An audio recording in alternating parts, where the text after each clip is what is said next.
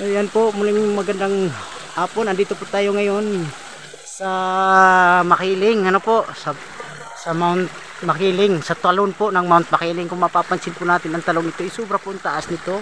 Saan po ang tubig? Medyo hindi nga lang po ganun kalakas ang tubig sa lugar na ito. So ayan po, napakataas.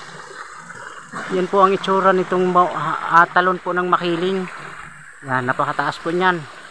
Kung mapapansin, sobra po ang taas nito. Yan.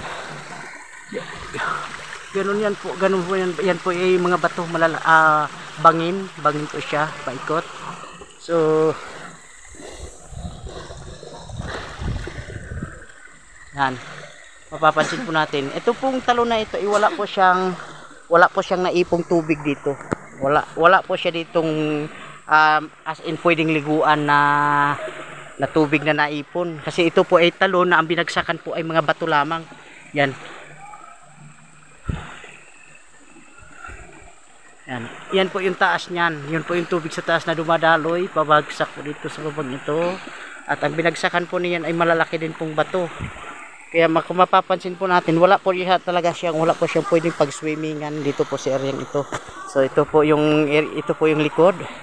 Ito po yung bababa, wala po talaga siyang tubig na pwedeng pag-swimmingan, pero pwede po sigurong maligo. Nakasahod lang, ano lang po, bali natapat lang po doon sa tubig na bumabagsak paikot.